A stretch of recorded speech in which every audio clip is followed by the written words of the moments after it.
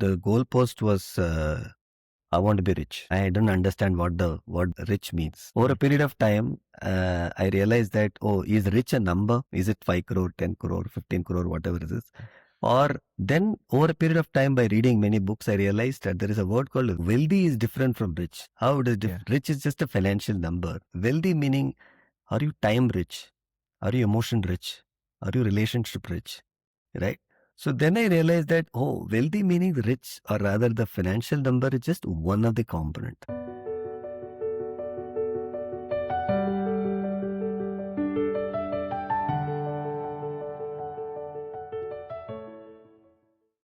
Ladies and gentlemen, boys and girls, welcome to Luminary Lounge.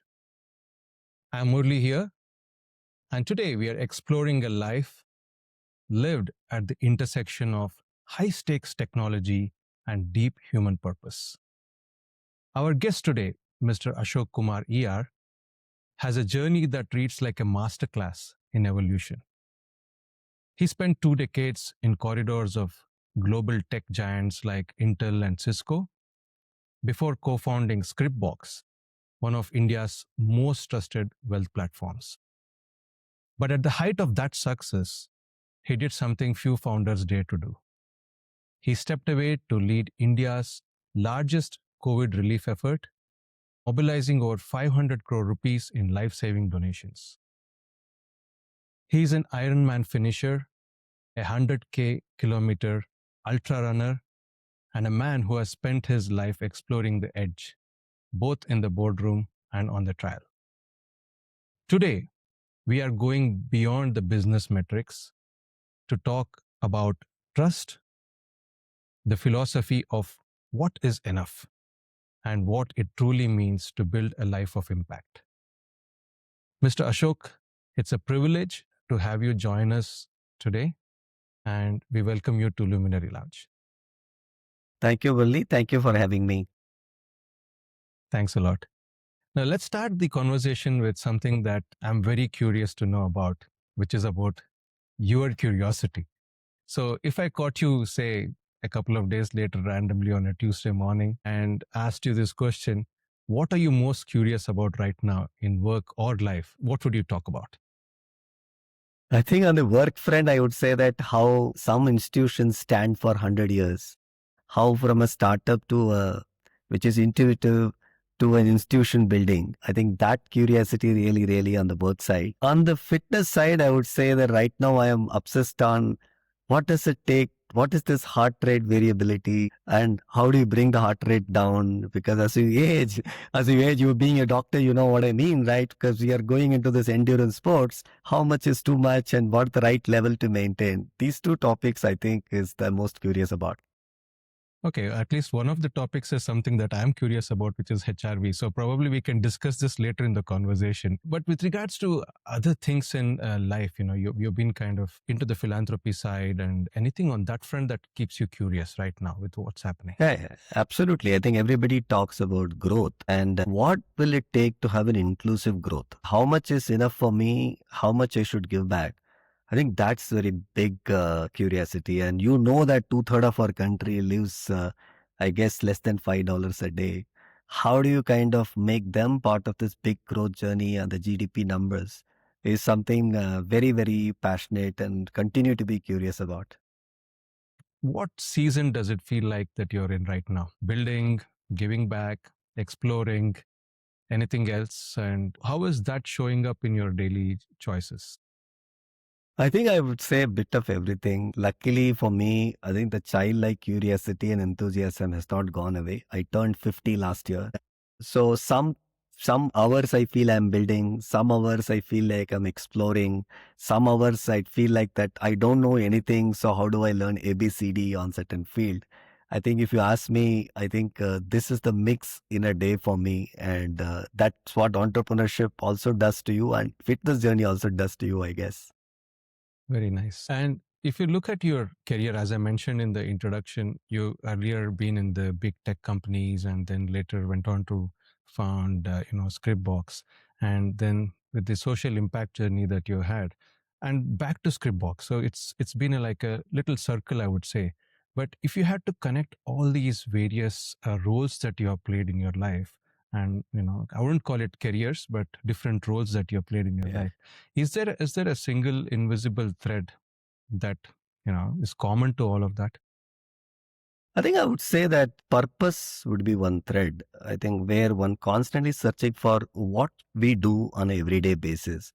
How is it adding, I call it a net new value add to the society, not just adding one more paycheck or a few more dollars to your bank account. I think that would be the big purpose is I think, a thread which you would see common. In that entire journey. Yes, yes. Many people actually, as you mentioned, various different roles. Many people generally tend to follow a preset one. Correct. You go to college, then finish your college, then get onto one career path, and then just climb up the ladder and carry on. But you actually defined your own path at various junctures. So what does it feel like? Or is there any specific emotion or a feeling that comes within to say that, yes, I need to move, I need to shift? And when you realize that, what does it fundamentally feel like? So can you just take us through these different journeys and how it kind of shifted and what it felt like to move from one to another? I think for that, I need to go back to my childhood. I grew up in a small town, temple town called Madurai, surrounded by a lot of love and blessings from elders. One of the big thing I've realized is that as I finished my engineering college, being one of the topper, now on look back, I realize maybe that sort of a personality got built in the campus itself, I guess. The final year, the campus interviews came, and being one of the topper and obviously one of the IT major at that time, Wipro, and they said, hey, we're going to hire you for a tech and we'll send you abroad, etc. I said, no. Do you have a position in sales and marketing? An engineer asking that is a joke that time. But I think I chose that and somehow convinced them to take me into that side, and luckily I got selected. So I would say that the risk-taking muscle perhaps was there from that time to taking, in a sense, an unorthodox path. From then, any career shifts I've done, I've spent a good 5 years with Wipro, later 5 years with Intel, and close to almost 8 years with Cisco. Everywhere, in some sense, when career is going good, you are in quote unquote in corporate words, you're top of your game. I chose to shift because that comfort zone starts bothering me. And I feel that, when the growth is on the other side of the comfort zone, as the cliche line says. I think perhaps I wanted to experience what the other side looks like. Every time I felt very comfortable as the world defines that, oh, you've reached there, so you're doing very well. You should continue, you'll get the next promotion, sort of a thing. I would say that call it risk-taking muscle or call it exploring on the edge of the comfort zone and trying to see what the other side looks like. Take a sneak peek and then just get in and try, and what will happen at worst you will fail, then you will learn, you will be richer and wiser with that learning. At least that was the attitude all through. And I think the world that you grew up in was much more stable compared to the way things are now. So Yeah. for youngsters listening to this conversation, can they develop this risk-taking muscle? I would say yes. I would say it is very much possible. For that, parents also have to support, especially if they are very young. What I would say that many a time, what people ask you, what do you want? Sometimes the answer is not clear. But sometimes many books or autobiographies are the good place to go search that how a Formula One driver became the Formula One driver, or how a cricketer became a cricketer. We end up seeing the success, but the tenets of that success or the process of that success is something, we need to get youngsters to look at it. And as a youngster, I did not have access to books or the podcast like we have today. I used to actually do free reading by browsing in a bookstore in Madurai where I don't have money to buy, but I used to go see those books. Therefore, I would say that letting them explore and define their path would be a parent's role. And more importantly, the youngsters to look at it saying that what does my path look like? Even though it looks very unorthodox, is them something they should be, developed into. But that said, I'll also say that it is not necessary that it will come naturally for most people. Even for me, it was not natural. But then I realized that if I want to be what world defined as success, and most successful people seem to have done something slightly unorthodox, slightly different.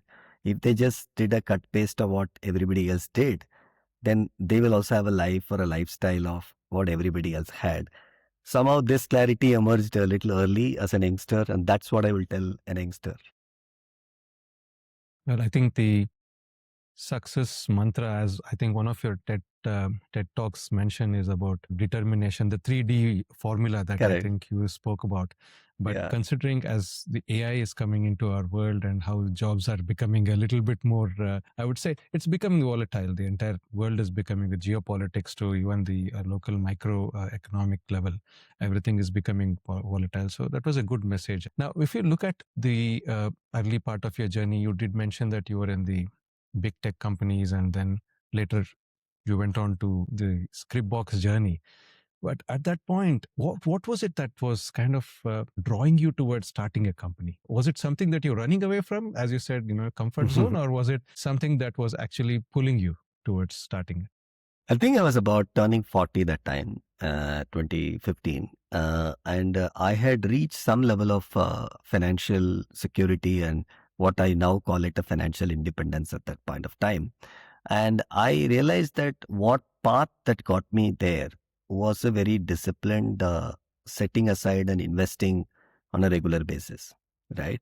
And when I looked at my colleagues and friends around, some of them were earning more than me, but somehow they did not have a quote unquote the network to the feeling I was enjoying.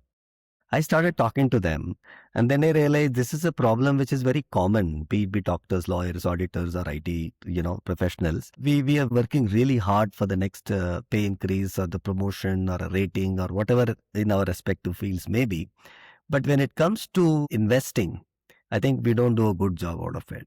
So that kind of really triggered that, hey, can we make an impact for at least, let's say, a million people by doing something very basic and simple? That is what prompted me to join, this mission with Scripbox as a co-founder and CEO to kind of say that how we can advance. And in more ways than one, Scripbox was a very, very simple product. I mean, it is almost like a fill it, shut it, forget it sort of an algorithmic selection product, right?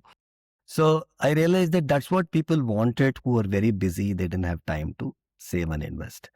But to touch upon your other part, that why will I leave a high paying, very comfortable job where I'm doing very well to do this? Is the earlier personality of mine saying that, hey, I am in a comfort zone. I am like having reasonable savings to call myself financially independent.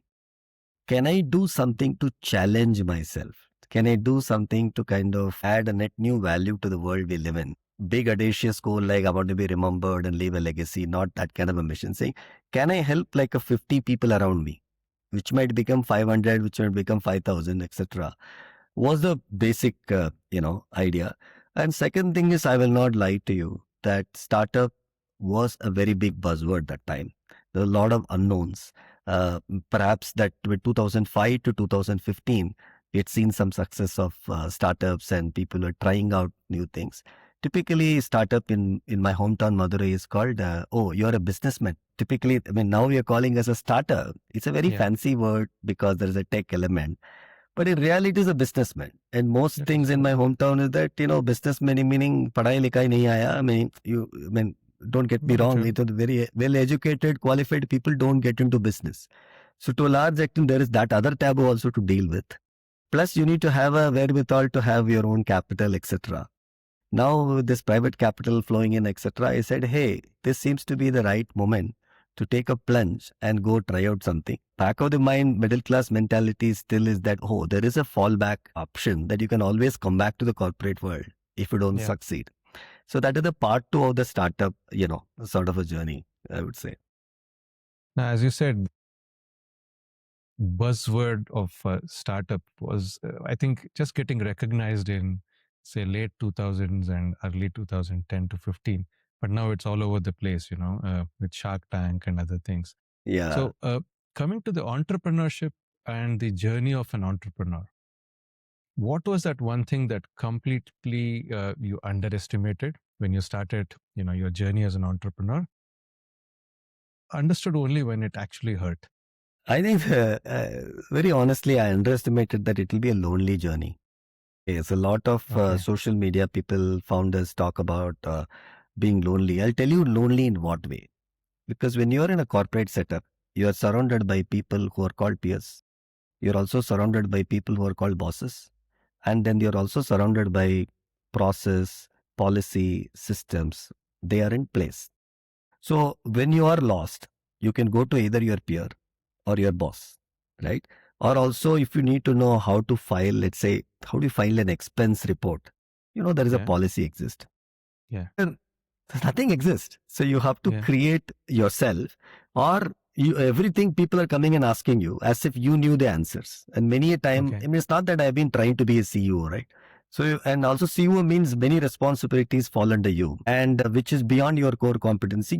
You're a student of that particular field. For example, managing a finance department or managing a technology team. It's not something one would have done naturally in the previous this thing. How do you set culture? Because no, very easy to cut paste. Now even ChatGPT make it very easy, but those days ChatGPT was not prevalent. So you need to go find people who've done in the. So it's a very lonely journey. I underestimated that it's very lonely. You have to find an answer. You can feel very lost very often, and you are not supposed to show that with your own colleagues, and you need to act. You are very confident, etc. And I'll tell you that this is a part which very few people openly share. Is that you know that you are not even the right guy to lead that function, but it takes some courage to admit it, because sometimes you feel I am the boss. No, you're not the boss. You don't know how to do it. I think it's a kind of learning new things at pace, and also loneliness is something really underestimated.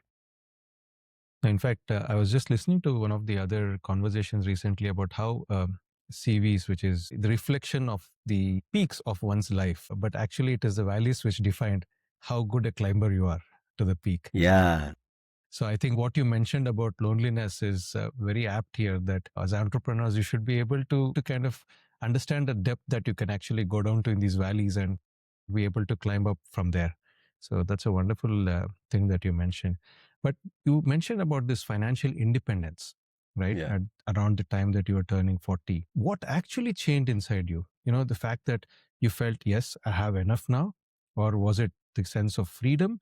Or you felt empty that, yes, I have enough, but I have not done enough? So what was this feeling like? Was there a mixture of all these emotions that made you kind of take this? See, way back when I started working from 1996, right? So the goalpost was I want to be rich. I don't Mhm. understand what the rich means. Over a period of time, I realized that is rich a number? Is it 5 crore, 10 crore, 15 crore, Yeah. whatever it is? Yeah. Or then over a period of time, by reading many books, I realized that there is a word called wealthy. Yeah.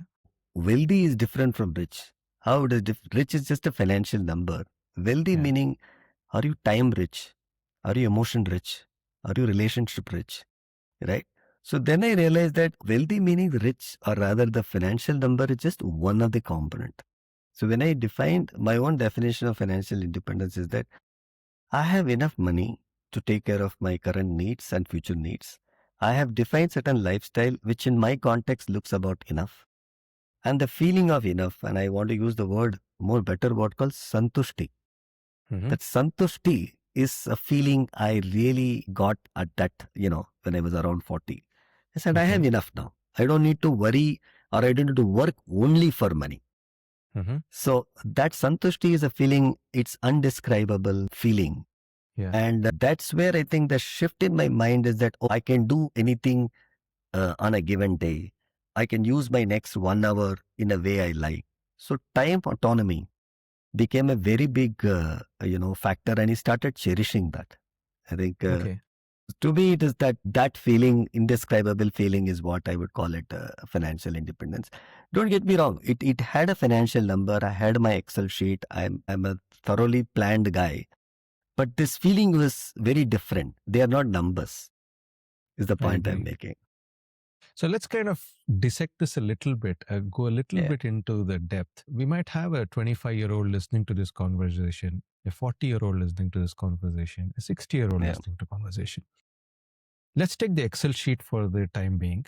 How much is yeah. enough for somebody to say, decide that they want to kind of pursue their passion, or as you said, become more time rich or relationship rich, let's call that, because you want to spend more time with your family, your children. So at what point can they say, yes, I can kind of start dialing my intensity down? I'll give a very practical answer rather than giving a very bookish answer. So if somebody is at 25 today, let's say that person is earning X amount. Let's just say that 25-year-old earning, let's say 50,000 rupees. I'm just taking a very high number now, just for example, mathematical sake, right? 50,000 rupees that person is earning in hand salary. But the person's lifestyle is, let's say, about 25,000. He has another 25,000 to either go ahead and spend on things that he likes, or set aside that much percentage as to investments. So to me, the math for the person listening, 25-year-old, is that if you're willing to save anywhere between, let's say, 20 to 30% of your net take-home salary, that means you are living your lifestyle as well as spending within the money you are earning. If that is invested in capital markets, say, let us say, SEBI approved, I want to use the prefix word, SEBI approved, equity market products like mutual funds or whatever the instruments there are, which is government approved and monitored, for the next 10 years, next 20 years, that person can comfortably, same percentage to be done for the next 20 years.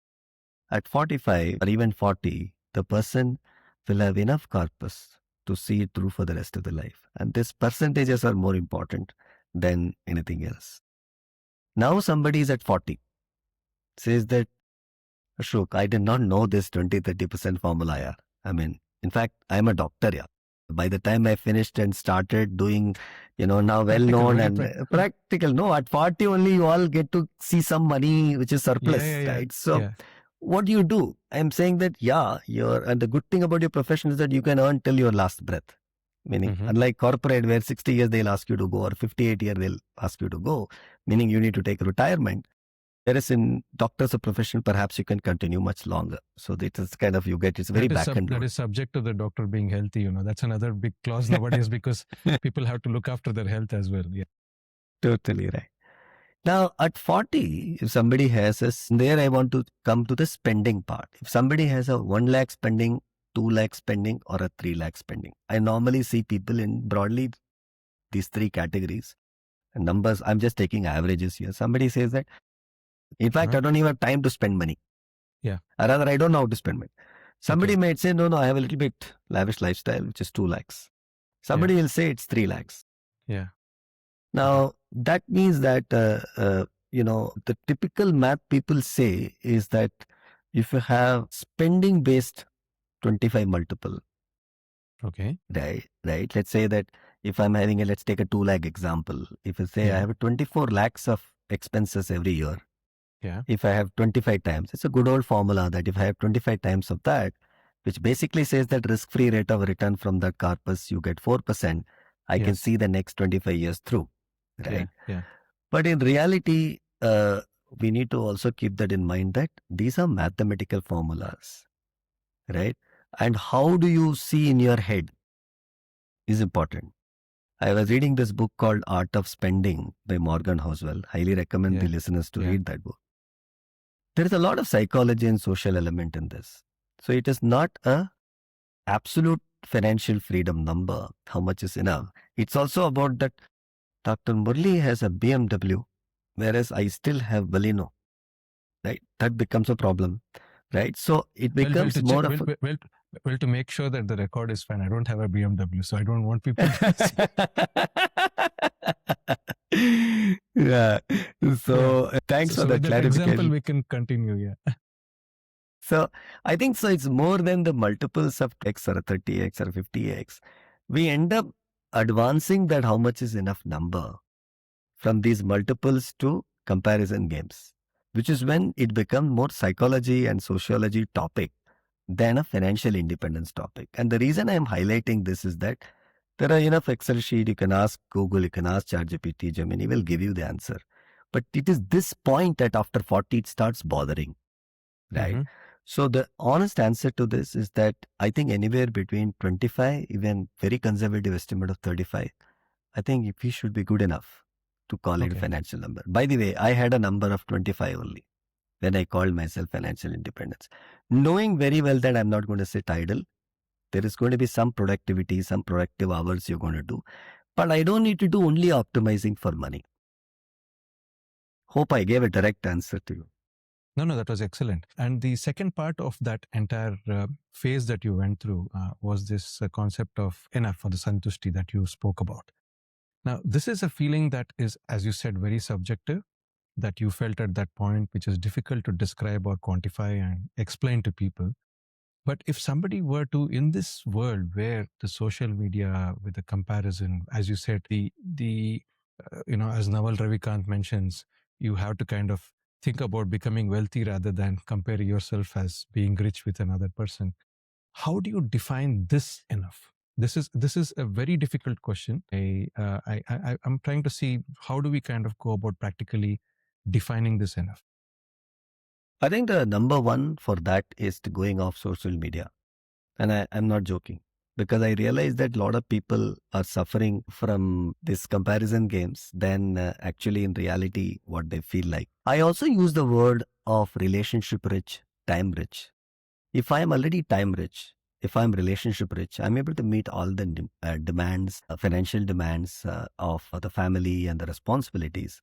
I am already there, right? So the core tenets of that is building the awareness, Murli. I find that a lot of times, there are enough coaches now. There is a life coaches also, I am told, who come and speak and help you uncover, your challenges, etc. Many, by the way, in my field now, I meet lot of people who are extremely rich but not wealthy, right?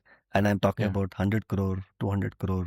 When those numbers look really, really fascinating for you to do, not to do anything, go pursue the passion or just kind of be time rich. But they continue to chase. I mean, getting off that rat race is a very, hard thing.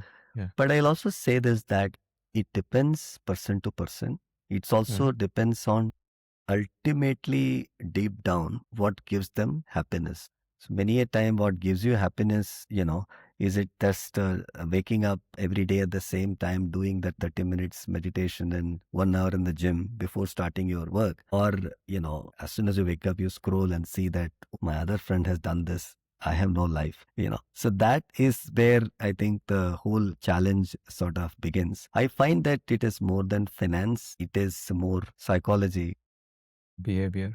Is what I would say. Again, the dopamine comes in here again. Totally. Dopamine coming into. Now, let's move ahead, with your journey. I'm just going to fast forward a little bit. You had a very successful tenure with Scripbox, but years later, you did again something very rare for a founder here. You did something very rare for somebody who was at the top of the tech game at one point, and now for the founder. You stepped away from the company you co-founded. I'm sure it was not easy. It's like raising a child and getting this child to kind of probably in high school or a college level, and then you had to step away, which was probably not easy. And then you moved full-time into social sector with GiveIndia. You led the entire GiveIndia thing. Was there an inner question or discomfort that made that decision unavoidable? I would say two things, right? So one, as I described myself earlier, whether even in my corporate career, many a time when there reaches a comfort zone where I feel that, hey, what is the next challenge sort of a thing? And needless to say, thankfully, Scriptbox is founded by more than few people. So to that extent, being a co-founder and other founders could come and, lead the, let's say being the CEO, it first permitted me to do that. But I'll give a more bigger context. Social sector is a place, I want to introduce social sector to listeners also. Constant supply of complex problems, deep satisfaction, right? And a place where the capital and talent both are extremely scarce. So if you are a person who's constantly wants to solve a very complex problem, so there is unlimited challenges. Second thing is everything is multidimensional, unless like a for-profit world. The reason it is called non-profit world versus for-profit world, one metric called profit. But in the other world, non-profit meaning it's all impact. It's a multidimensional impact. So I think in a search for something more challenging, I think anybody in the search of the challenge, I think social sector is a great place to come. So sorry, small plug-in for a social sector for people who want to do part-time or full-time. So that kind of led me to do that. And as the timing would have it, just when I decided, COVID struck. I mean, by the way, I took the decision just before COVID. And many people think social sector is something you do when you have a gray hair, you are 65 or 60, you're retired and all that. Actually, I would say the other way around. I would encourage everybody in corporate or otherwise to think of giving few years, if not full time, at least part time with a reasonable dedication, because you will be super challenged to solve whatever micro problem you would like to solve for. I think it is these dimensions I'm listing because those are dimensions triggered me to make this call. And once I made the call, COVID hit. It became more 10x pressure and 10x challenge than a startup itself. Right? Startup, you've got a few board members and X thousand of customers. Whereas here you're dealing with potentially impacting couple of million people. Right?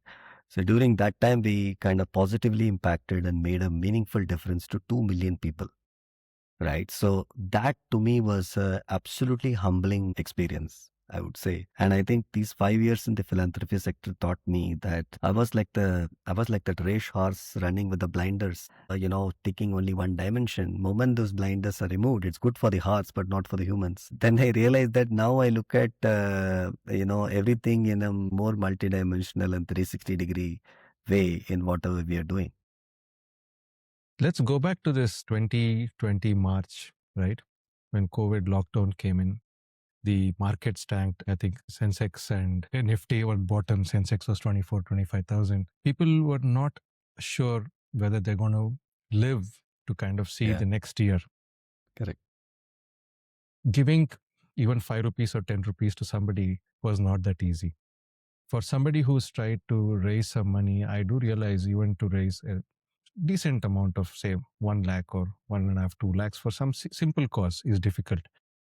But you led India's largest COVID relief effort, mobilizing over more than 500 crores at a time when it was probably the most challenging that we have seen in the last century or so to raise money. So when you think back to that period, can you just share with us the single hardest decision you had to make under pressure? I know it's not easy as a question, but I'm sure you would remember those times vividly. Yeah. I think the first thing is that, how do you kind of maintain speed with integrity and also make it transparent? So thankfully, GiveIndia being a 20-year-old organization, and I was at the helm of it, I mean, at that point of time, it's just kind of a chance event that I could put all the skills I learned and quote unquote the Swiss knife kind of a skills I had, startup, corporate, fitness and everything. I said that I need speed. It just to be high integrity decision with no bias. And third thing is that how do you kind of make it transparent so that people are motivated to give, right? And it involved a proper go-to-market strategy, productization of what you are kind of asking people to donate, and them tracking down whether it is going to a migrant worker, is it going for oxygen concentrator, is it going for a simple mask, etc. And I think we tied that down thanks for the phenomenal organization that we had already had in place. I think it's a platform. I was blessed to have an opportunity leading that. Let me put it that way. The single hardest thing is that how do I avoid my own bias? Because see, let's say, I hail from Madurai, Tamil Nadu. Yes. What if I allocate more in Tamil Nadu? What if I allocate more to my hometown? I mean, fine. Donor will ask these questions, right? I agree. So we formed a multidisciplinary governance board to make sure that as executors, we don't make the mistakes. I'm sure those of you who have seen Freedom at Midnight serial, which is the season 2 also has come. So very complex decisions our fathers and founding fathers of the country have made. When you see some of the moments are there where you need to make very objective decision. There is something called Constitution of India. And similarly, what is the constitution of the money? I am only basically caretaker for a brief period of time to allocate to the right receiver. How do you make sure I don't sit on it for more than a day? And how do I pre-curate those receivers so that at the moment you press the button, Murali presses 500 rupees or 5 lakh, it reaches the beneficiary and actual change happens for that person's life. So it was a crazy period, I would say. I mean, I think I learned a lot, and I would say that I slept the least in that period to just kind of, but it is extremely fulfilling. It's a godsend opportunity to learn something which I don't think, experience something which I would never experience. I'm sure. I mean, to say each of us probably have more than one story, because I was in the ICU for close to 6 months looking after patients during the first wave. And it was a life changing kind of not moment, but moments that we had, making us realize a lot of things. So, is there one scene or story from this time that you still carry with you that quietly changed who you are? A little deeply personal. I lost my dad in COVID-1, and ours was the first case in the pin code. And I do remember, and I think you as doctors, I really want to thank, because you are all the, I would say, the true heroes of that, that scene, and very selfless acts all of you need to do, and the compromise of your own family and time, etc., and putting your own life to risk. So I think that COVID-1 gave me a lot of strength, that the only way my dad will be proud will be how well I'm able to do the role that I'm doing in COVID, this thing. So I would say the one incident during COVID 2, the resources became even more scarce. You Yes, because remember that time where, yeah, it hit us a little bit, when we were not prepared, or we were relaxed, I would say. absolutely. And I remember one incident where this, 43-year-old lady called me. Her mother was not getting the bed allocation, though her number was ahead. So, and I realized that what if it was my dad? I mean, it's just relating it personally. What if it is my dad? I would have gone to everything. Then I said, what if there are more dads and moms like this, right? Yeah. So I got a technology person, worked with Government of Karnataka to create a more transparent OTP based bed allocation based on the queuing and triaging. And I think getting government, getting hospitals, and getting this technology together, I think those 3 days I was awake till 2, 3 a.m. to make that happen. After that, I think the calls came and knew that trust the system. And I believe I can also trust the system, even if it is your own parent. You know what I mean, right? Sometimes, that up close and personal, that call I would not forget from that lady that she made, And the other thing you mentioned earlier was the urgency that you had to handle the money which was coming in, routing it to the right person. So, how did you define this moral compass, not for yourself, but the team? Was there a practice or something that you leaned towards, a rule or something, like a constitution, as you mentioned? Because it can be like a lesson to some of them listening to this podcast if they're running a similar kind of, I would say, not for profit organization or something which is based on service sector or social impact sector. I think one thing is the knowledge of having human biases, right? So, having come from the financial fintech background, the algorithms tell you that humans make mistakes when they're biased, and sometimes greed, fear, and confirmation bias, information bias, etc., anchoring bias, etc. In fact, you will not believe we actually listed all the biases. And we said Okay. that what are these biases will come even in our own money allocation. So can we just we got one person to just do a maker checker to make sure that none of us are having these biases. So, And did we you have made a the rule. psychologist on the team, or who We did had this list of biases? yeah. So we had one of the person internally. In fact, he is MS in psychology. He did that. Okay. Okay. We had imagine we had Dr. Devi Shetty in the governance board, and we had a professor from Ashoka University. So we had academician, we had a practitioner, we had somebody who's in multiple boards of a listed company. And having these people in the board, we made a checklist so that we can't go wrong. So we made a, like what Atul Gawade will call it, a checklist manifesto sort of an approach, so that a rule book defined allocation, as against Murali and Ashok felt this way. There's no felt this way. The rule book allocated. To an extent, many NGOs or many hospitals used to say that, we are, I said, sir, everybody is having scarce resources, but this rule book is built in a manner, it is equitable allocation of the funds, and equitable, because somebody even from abroad, including Fortune 500 company CEOs who are an Indian origin, also allocating funds. When they saw this model, they even started allocating even more for India, because they said not only there is a trust, there is transparency, there is speed, and there is also rule book. So I would say that not that we did not make mistakes, but we were less wrong than any other allocator in terms of capital allocation. I think being less wrong was our goal. Have you written it, or is there a book or something that you're planning to kind of share your journey that you went through during that time? Because I'm sure there are a lot of nuggets here which people can learn from and they can use for, again, giving back to the society, I would say. No, I think definitely, I think it is, which is something I should attempt. It had a multiple stakeholders. I am just voicing the collective good of the entire management and the board and the governance board. There is a small video we made where all the beneficiaries are speaking. I'll also send it across. We can add it as a link, post this podcast. But it was beneficiaries speaking when the help arrived, how it arrived, because that it's a masterclass in my opinion. At the end of the day, the outcome matters rather than what at that point of time.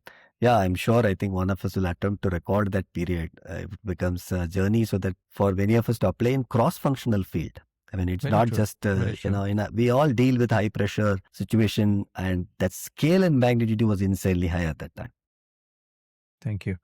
Now, putting titles aside of you being the CEO, the founder, the partner, when did this concept of giving become something more deeply personal and non-negotiable in your life? Because that is another facet that I would like to explore more deeply.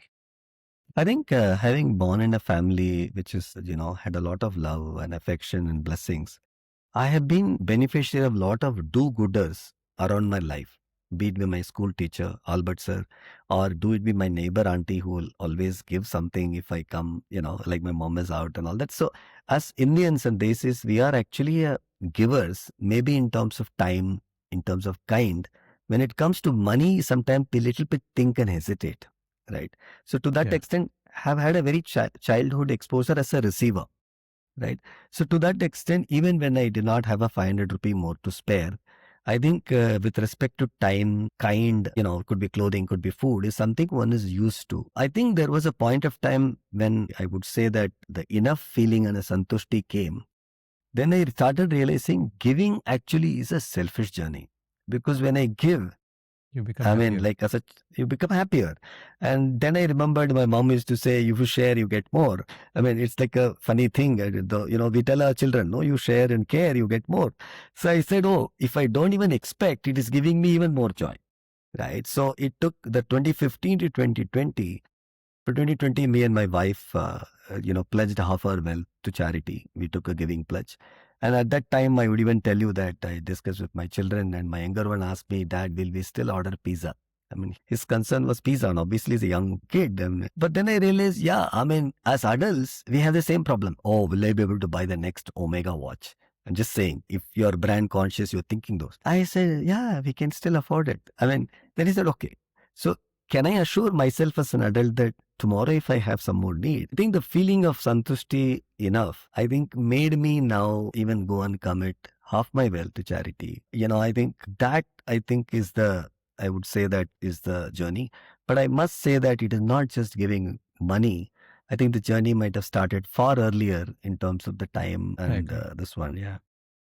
So when you say you pledged half of your net worth, is it something that you already given or in the process of giving, more like, I would say an SIP that you kind of give on a regular basis so that it reaches half of your net worth at the specific time period? So basically, yeah. So this giving pledge is called Living My Promise. There's a platform called Living My Promise. There are a few hundred fellow Indians have done the pledge. You have two options. You write it in your will. So you have an option to give the 50% of your wealth over a period of your lifetime. Okay. Or it passes on as a part of your will. You got both the sort of, you can structure it. So what I have done is that I made it part of my will. And since 2020, started giving a small portion of it, every year. Me and my wife we're passionate about girl child education. We've identified certain initiatives and started the journey, but that is still very less compared to the 50% will that we have written, right? In the sense that after a lifetime, I think that is going to pass on to a certain specific structure. I was actually very impressed by a book which came out a few years ago, which is called What We Owe the Future by William McCaskill. I don't know whether you come across that. I've And I heard about the also, titles there in my list. I've not read it. Yeah. and I also happen to give a talk on the same. In that, he does mention about how it's important to identify the right charities when you want to give, and they also have a similar website which he actually has built and identified the charities. So, is there anything in your domain that somebody can blindly trust and say that yes, if I'm giving my 100 rupees or 1,000 rupees, it will go to the right cause? Is there any So I place think that there people are, can go yeah, directly? there are two structures. And one structure is that you form a trust and you park the money there. You can't take it back. And the trust at a time to time, let's say 20, 30, 50 years from now also, the trust gives identified charities provided it continues to meet ABC criteria.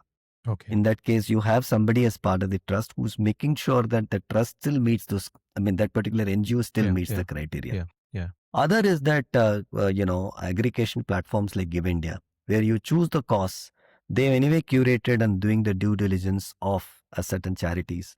In girls' child education, there may be top 10 NGOs. You say that I want to equally allocate to. It's like the stock or a portfolio allocation. That's what I'm saying. Yeah. I think GiveIndia is a great platform to kind of do that sort of, giving there. Yeah.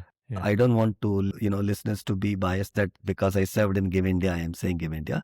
The model is important, where you curate 200 top 200 NGOs. Within the 200 NGOs, you choose ABC, which continue to do well based on the due diligence and ranking. And then you can either give it directly or through this platform. Platform becomes more easier because you can equally allocate and the due diligence process sort of continues there. But the more powerful question you're asking is that the trust deficit, that whether it will really reach the beneficiary, is the biggest problem. The last 2 years in philanthropy world, I met few top billionaires in the country, asking them to pledge more, give more. That was the appeal I was making. They asked the same question. Ashok ji, it is okay, we can commit another 100 crore, but पहुंचेगा क्या? Right? And how will you measure? In fact, through Satwa Consulting, the firm I served and built the family philanthropy structure, one of the things I've also done is that can we have a science behind it? Like the way we talk stock returns, mutual fund returns. Can there be a tracking of impact returns? Yes. Can there be a way of identifying, triangulating with government data and private third-party data to say that this district has this problem? I hail from that district. Can I solve one micro problem in my lifetime? Yeah. And how much it will cost, how it can be done. So that's some work I've done to kind of people who want to commit more. But for the early givers and, people below, let's say 25 lakhs kind of annual budget, platforms like GiveIndia serves the purpose. The moment the value exceeds, then this trust and structures will sort of help over there. It's wonderful the way you actually brought this entire thing. Like if somebody is trying to invest in a company, let's take a stock, you're looking at corporate governance, you're looking at the PE ratios and various other parameters that anybody would like to see. So even for giving, it's so important that you look at similarly corporate governance and various, as you said, the impact is difficult to measure. So wonderfully said. And I think many listeners will take note of this. Thank you. But the other issue that I also feel people are having is they might feel that their contribution is too small. Like, I am earning only 50,000, as you said, earlier as an example, and he wants to give 1,000 rupees, right, to some charity. So this is something which I'm sure many people might be feeling. So from what you have seen, what do we misunderstand about giving as middle class professionals? So thank you for asking this question, right? So I think I would say that they say that a few drops make the ocean. We are a country of more than billion people. Today, I don't know whether listeners know that Akshay Patra does per meal service less than 10 rupees per meal. The girl child education process, I started with just 10 children and each cost only 700 rupees per month, which means only 7,000 rupees per month is when I started supporting 10 children. So platforms like GiveIndia have specific missions of making sure that whatever you're passionate about, you can curate and choose. And like the way people do SIP in mutual funds, you can do systematic monthly giving for the cause that you're passionate about. So to me, nothing is small. Even 500 rupees a month will give you, and if there is a transparent tracking, that's why like the way regulated NGOs, where they submit the report, they even declare the beneficiaries and they send the report to you. are the good ones to pick. And there I would like to say, especially listeners who are wanting to start the journey, use platforms like GiveIndia or GuideStar to see what are the NGOs in and around your own district or pin code. Visit them. That way you will also feel a sense of involvement, right? And then see that in your own eyes that they are actually doing what work. And start writing a very small check. Could be 1,000 rupees a month, 500 rupees a month, or maybe prepare a meal or get meals prepared, and some people accept it also. What I mean is, micro start with the hands-on will give you confidence. You'll start asking those questions. I find many people in my lifetime who so far I met, oh, बाद में करेंगे, बाद में नहीं आता है. I mean, frankly speaking, then we keep postponing. Or when I have a lot of money, I will give. I mean, in fact, very small amounts can make a big difference. And I want to make a disturbing observation. I'll still say it. Why disturbing? During the COVID relief, I found people who don't have enough gave more. I repeat, people who did not have enough gave more than the people who were really a lot of wealth. It's very surprising, right? The people who were earning 10,000 rupees a month were willing to give 5,000 rupees a month because they felt that I want to be part of something meaningful. I want my money, at least I'm earning, right? So, I mean, that was, I'm not taking a dig at people who are rich and wealthy. I'm just saying that it is very, very amazing to see that at that point of time.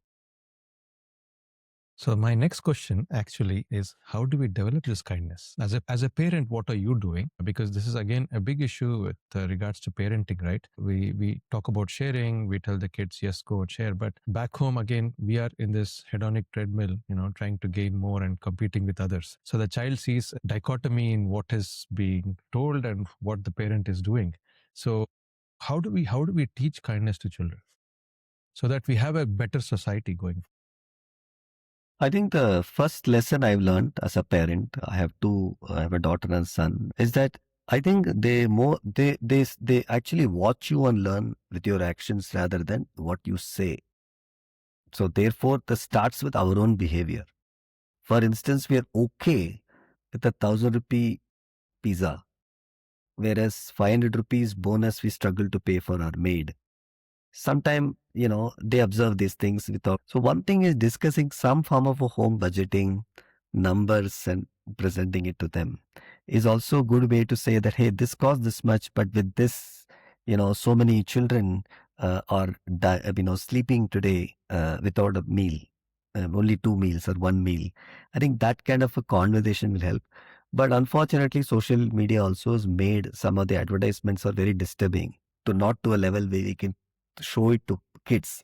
But if we present with some facts and figures time to time, if not every day, maybe monthly once, have it that part of the conversation. One thing I like about a couple of religions is that they mandate.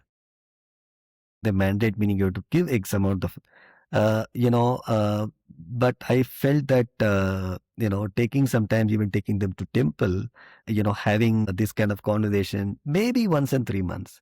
I think it's just building the awareness made a big difference in my case with my children, and also asking them to ask tougher questions to us, encouraging them to ask tougher questions. That, Dad, why are you scrounging on this? Whereas you said that day this, then you realize you get off guard saying that, oh, it is your blind spot that you are willing to learn. It's a good way to kind of get them started. So much so, my daughter actually picked up this and she even built a kind of a startup around it. And, she also played a role during COVID times, not just from a college or application point of view. She was genuinely interested in that. And that was a great thing as a father and mother to see that, actually translating it out. It's very rewarding. So now moving away from the Give India time that you spent and you chose to come back to mainstream wealth and finance. What had shifted inside you by then, and what did you promise yourself you'd do differently this time? I think one, I said the blinders are off. So I was looking at the world with a lot more 360-degree way. Then I also realized that during my fundraising time, as well as meeting the billionaires, I met the whole spectrum of richer people, wealthier people, well-to-do people. I realized that we have, but we don't have enough of such people. So Scripbox mission was to make 1 million people financially independent. We are somewhere in the I would still say that we are in the 10-20% of the journey. If I can make more people put on the journey, that is one role I think company at this point of time needs from a co-founder and a past CEO like me. The other is that I also came to lead the client function, which effectively means more conversation with people, which can be now maybe more holistic, not just about financial planning. Is that what next? How do we do? How do we do wills? And how do you do inheritance? How do you form a trust? Those kind of things also now I'm equipped with the knowledge to have that kind of conversation, have examples. That's the part two. And a part three also I would say is that today I think there are a lot more, what do you call like you rightly started the podcast, that we are in a very more complex world than 5 years back. I think investment also is not a straight line. Not at all. Suddenly people are talking. I think it feels like a marriage hall when I go to client meetings, because people are talking gold and silver more than the equities nowadays, right? So, but then when we said 10 years back, commodities has to have an X% allocation, they laughed. Oh, you're talking like my wife. But today it feels like, why you didn't tell us and force us? So, so there is a complexity and challenge. Going back to my other trait of the challenge has gone up, and I'm equipped with the knowledge which is a new value add to our clients. So I think those two are the things which is kind of right now very exciting, I would say. And I can say that with in our own client base now, more than 6 have become bigger givers, which is a big achievement for me. So I felt I can wear the dual hat in this role. And you do speak about this client first approach. What do you mean by this client first approach? See, often I found that you and I also been pitched so many products. People come to pitch product and propositions. Very few people spend time actually listening and doing a discovery call about who we are and what's our context. To me, I think I'm somehow obsessed about that, because if I don't know your world, I don't know your context. What product proposition I need to tell you? Because that I think, while I think we are all advanced with more technology, more product choices, more regulated products to kind of, but I still feel the service quality continues to be degrading because there are very few listeners. Everybody wants to sell.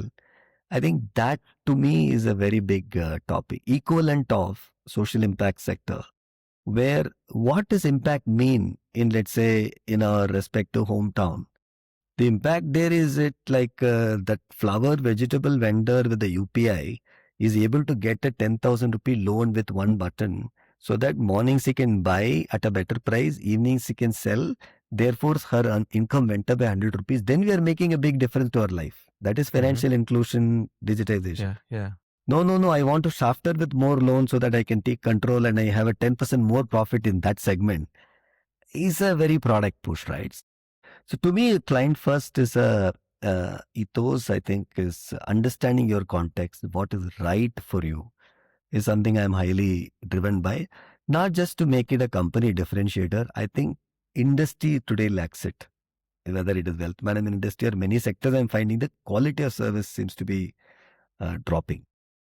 So, in the broader world of money, investing, this entire wealth management in India, as you mentioned, I wouldn't kind of quote you as mentioning, but there's definitely some amount of hype, mis-selling, and definitely confusion with the number of products out there. So, what is that one uncomfortable truth that you have seen from the inside that you wish every ordinary saver understood?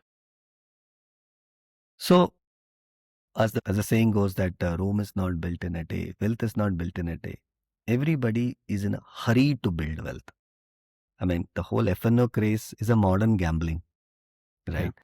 Yeah. Everybody is interested in a short-term paisa double ho jayega kind of a mode. As again saying, a surest way to get rich slow. Get rich slow is something I wish every listener gets it, whatever path. The get rich slow is a very boring, because it takes 10-20 years for you to build wealth, and which could be via a simple thing like SIP. The reason SIP is that because that's how we are earning. We are earning monthly salary. It's not that you are having X amount to invest right away to time it, etc. As you Yeah. earn, you invest. And if you have a Yeah. 10, 20-year horizon, chance of losing money, all charts will tell you 99.99% is eliminated, right? I think the mis-selling is primarily because people are selling greed and we are falling succumb to that greed. And then one small stroke of fear with the risk, I think we want to flight first. So effectively making permanent loss on existing. I'll just go back a little bit to this concept of integrity that you spoke about, speed and integrity when it comes to the social impact sector. Was there a moment in your journey where your integrity was tested, in the sense you had to do something ethically right, but it was clearly costing either you or your company something, whether it's growth, revenue, or position, but you chose it anyway? You said, I'll do the right thing. And can you take us how you went through that decision making, so that people who are stuck in very similar situations can, at least, if there's a formula that you have used or something that from your life that we can learn? I think from day one as a Scripbox team, we were very clear that we'll do right by the customer. Doing right by the customer is a huge fiduciary responsibility. Like you all as doctors take the oath, right? So, which meant that we cannot sell certain products, though they are very highly profitable. For example, a personal loan. For example, FNO. They are, or also, for example, there are some products which give you high margin, but just in the interest of me, not necessarily in the interest of you. So we consciously paused those opportunities as part of the growth trajectory of the company. Today, Scripbox stands as a number one boutique wealth management firm. But more than that number one, to me, the bigger title is the most trusted. To me, that most trusted earned after 14, 15 years of survival. I will use the word survival, not growth, because that is the test of time where overnight success takes just 10 years. So what we are telling our client is also at least stay invested for 10 years. I should remain as a company ethical, moral, trust, at least for 10 years for you to trust me. So there are many, I would not say many, there are few companies have started after us, went on to lead to a very big success in terms of revenue terms or IPO terms. We have consciously been slow growth, but with the client's trust. So I think that gives us an immense satisfaction because our foundation is very strong. To take an analogy, either you are a thin, tall tree where everybody notices you, or you are a medium-sized tree, but your roots are so strong that if you actually do an X-ray of the tree below, is as dense as the. I think that's the culture, we have built, and I think every team member can swear by that. The reward for that is the lowest attrition of the industry and clients, lowest attrition of the team, the lowest churn of the portfolio. I mean, these are something we are very, very proud of. And the other thing, it was a wonderful way of saying how you kind of choose what is right. But at the same time, as the market goes, as your customers go, many might be obsessed with, say, returns, stock tips. Many people are looking at which is the best stock to pick, the multi-bagger, and when to enter market levels. But what's one, I would call it, vanity metric, you see people chasing, that tells you that they'll be either financially okay or they'll not be financially okay? If I take an analogy that at any given 5-year period, there is one cricketer who was top of his game. Yeah.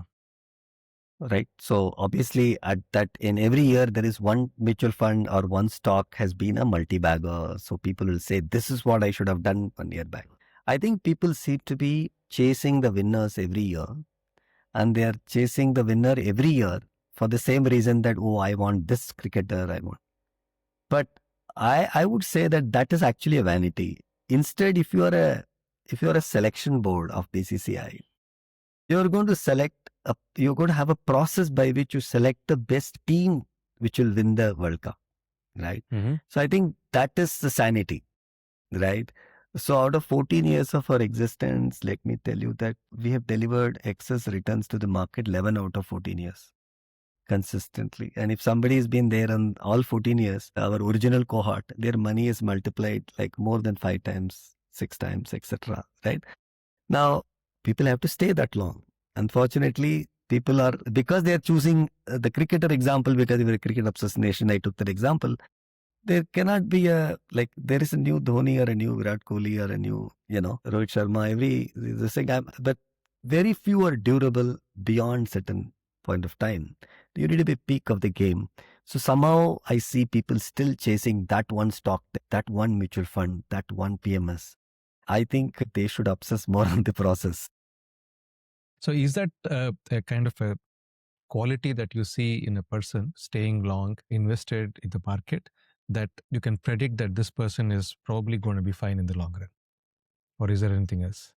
I will let's just take a small example. There's one, Yeah. you're talking from a client point of view, right? Or the employee Yeah, point yeah, of view. client point of view, yeah. So I'll tell you, there's one gentleman who actually had already is very rich. He also had a fortune of his IPO exit. He's got a big money. So I was speaking to him and his wife, and I said, Ashok, अभी क्या करने वाले हैं? अभी बहुत पैसा आ गया, 50 times more than what we have. How are you going to manage us differently? I used a line, and which I think he said was very powerful. He said, Sir, अभी आपको आपसे बचाएंगे. I repeat, now I'll save you from yourself. See, honestly, this is a very underestimated power of an advisor, wealth advisor, because I need to save you from yourself, because this is the time you're going to be, there is going to be all kind of fashion parade to get all kind of advisors coming for your money. And you are the same person, you're not changed. How do I make sure that calmly you are able to take decisions which is long term in nature? So, in my opinion, the clients who have actually stayed with us are of certain personality, and they've given those clients even have a very colorful, portfolios. I use the word colorful because it has got all color, red, amber, green, everything. They give the core portfolio to us to manage. That has become, in a way, unspoken USP, for Scripbox. But that personality, what you just said, is very important for your own wealth creation. Otherwise, wealth keeps oscillating quite a bit. So staying invested and compounding Thinking that wealth long. is what, is what is important. Absolutely. Now, India is very much uniquely posed. I won't go into the geopolitics of the last 15 days because that's too volatile to discuss. Every 15 days, yeah. Every 15 days. But if you look at, say, the UPI, the movements, the amount of money coming into SIPs and first-time investors coming into the market, what is that what excites you more looking into, say, 10, 15 years ahead for our country as a whole? I'll actually quote something, right? So when you are living in the best times, you only realize in hindsight. Yeah. So in my opinion, we are also 10 years back, we'll say that 2026 time was so good, right? So we are in fact in one of the, the politics, geopolitics, party, no party aside. I think we are in that, very, very interesting times. I think if you look at then richest person, Rockefeller, today we are living a far richer life. We can cross continents at speed. We can cross cities, and we're having a better car than what he owned and lived. But there's one thing he had, which perhaps we don't have, is time autonomy, which is what many people are struggling with, the dopamine kicks, right? So with digitization, with financialization, I think we are in an absolutely exciting time right now to do anything. There cannot be a better time to be an entrepreneur now. And, I would say that you can choose anything, right? From just selling samosas to building AI tech product in India, you will be successful giving our domestic consumption pattern.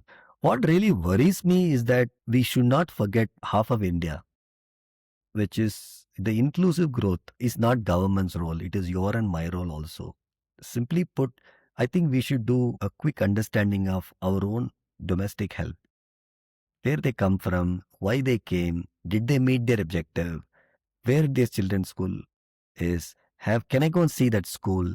Can I support him to kind of so that he can get wings, like the way we got wings from a middle class to upper middle class. I think micro level, if we just follow our own security guards in our own society, is a great place to start to understand the dimensions rather than just criticizing the somebody else's job. So that dimension worries me. When we don't do enough of that, then we are just having an isolated growth. The next 1% of India will go up, whereas what happens to 30-40% of India is what worries me. So this brings me to an important next question, a big question, in fact, which is that you're one of those rare people who has been in big tech, wealth tech, and of course, deep social impact. So if you had to dedicate the next decade, right, to just one problem, what would you choose and why? I think I will dedicate to building more micro entrepreneurs. Okay, what does it? I What does think it mean? so because people talk about employment, Yeah, right? And people talk about employment creation. Today, you look at the number of small businesses around us, which is in a way unorganized and unprofessionally run. So they are also entrepreneurs.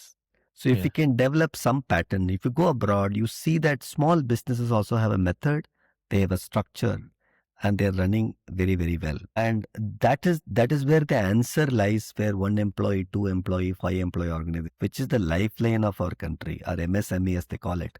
I think if we can help them develop professionally, I think the demographic dividend, as we keep hearing, will bring the multiplier effect. Because like you rightly said, that the way when I started the career, world was more certain, and when I was in the middle of the career, I think it was more certain. Now it is uncertain. To me, it has always been the same. The MSMEs have remained the same. When I go to my hometown, I notice that that shop owner still is doing the same way. Can he do some upgrade so that he can do better? Right. yeah. So micro entrepreneurship is something I feel will be a big change and MSME development. Okay. So now I think we'll shift gears. We've been discussing heavy stuff with regards to social impact and, fintech. Let's come to something more sportive, which is your sports related activities, because even there you've excelled. You're an Ironman finisher. For people who do not know what Ironman is, it's one of the toughest endurance athletic events where you have to swim, cycle, and run very long distances. I won't go into the maths because people might kind of think that it's inhumane, but it is. And of course, a 100-kilometer ultra runner as well. Looking at these races, right, that you've been part of, it's all about pain, right? Somebody running a marathon, it's not an enjoyable thing like sitting in a resort. So what has this taught you about pain, patience, and the most important thing, pacing? Because life is all about pacing. And as a doctor, I advise sometimes patients to not exert one day so that, they pace themselves. So now what has this taught you about life and how do you apply it on a day-to-day basis? I think I realized that I find, by the way, any of this endurance sports activity very meditative, Mm-hmm. because you're doing it solo. Yeah. It's not a team sport, so you're doing it alone. Of course, there are other fellow runners or swimmers or cyclists with you, but most times you're alone most of the time, right? So it helps you to handle your own emotions alone. The goal is clear, the determination is clear. How do you kind of deliver to that? But more importantly, these events are, in my opinion, like parties. Actual preparation phase of that previous 3 months and 6 months, how you go about in a very disciplined fashion of building up to it, is where the real hard work is. And especially, there are days where you can rely on motivation, but most days I will say rely on discipline. 6 बजे ये करना है, 6 बजे ये करना ही है. Right? I think that it taught me about discipline, made me a very patient person. Maybe it made me a very calm person. And it also helped me take, by the way, I did not know swimming till I was 46, 47. After 5 attempts, I could not learn. Then one fine day, I told my swim instructor saying that, sir, you take as much energy as you want. I need to swim 1 kilometer in the pool, circling the pool without, stopping. Yeah, He stopping. said it will take 100 days. I went to every pool, irrespective of the weather, cold, sickness, whatever it is, for 100 days, and I learned. So that gave me a confidence that I can learn any skill at any age as long as I'm dedicated. I think those were few tenets these endurance sports have taught me, which is very well applied in business. Yeah. Now, that brings me to another important thing which is quite in vogue now about grit and quit. They're two sides of the coin. Now, you gave an example of grit, discipline, going ahead 100 days. But is there a role of quit here? Again, from an entrepreneur perspective, from everything, because you don't want to be pursuing something which doesn't probably have an end goal or might harm you. So where do you quit? Yeah. So, in fact, that's where I started at the beginning of the podcast, is that I am into HRV and understanding heart rate variability and heart Yeah. rates, etc. I think how much is too much? I think there is a science behind it. I think Yeah. that's something I'm still a student of. I'm learning. In fact, I just finished a Mumbai marathon a few days back.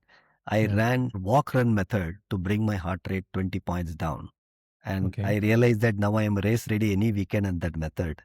After Okay. 25, 26 marathons, I am now doing run walk. My fellow runners are saying, Ashok, kya ho gaya? But I am discovering or rediscovering saying, what is redlining and Yeah. what is the right green bar? I think that's where, because once you're 50 and I want to be running or doing something like this even after 60 and 70, then I need to be building up to it, is the clarity I am saying that. But I can't agree more that more than quit, it is adjusting to what is that green bar is something I'm discovering every day. So that's like an analogy to somebody overworking as well, right? So somebody pushing Totally, themselves. absolutely. Yeah. So you need to know when to walk and not run, and ensure that you look after yourself. Yeah. So And given many the people that, sorry. yeah, yeah, please. No, I think that that well-being, how much is really adding to your fitness, or how much is actually adding to your well-being when it careers, I think is a balance is very important. So looking at the intensity of the career that you had, any hacks there for well-being apart from, of course, running and looking after yourself, for mental clarity, and what does it look like on a day-to-day basis? I have realized that I don't know about you, Murali, personally, and many listeners here. I think multitasking is a bad idea. Mhm. I think I do few things and I do it well on a everyday basis, which means saying no to many things. But once you say yes to it, you're fully being present. So I think people say presence of mind, but actually being present in, I think, is the most important. If I'm talking to you, I need to be 100% with you. I think that is the single most hack I can tell. And it looks very easy, but imagine doing that on a every hour basis that you're awake. Is one hack I would say. Second hack is, I think, the most underestimated is the sleep. And I'm discovering more and more that I think I track sleep for the last 4 5 years. I sleep the same time, I wake up the same time, irrespective of wherever I am, come what may.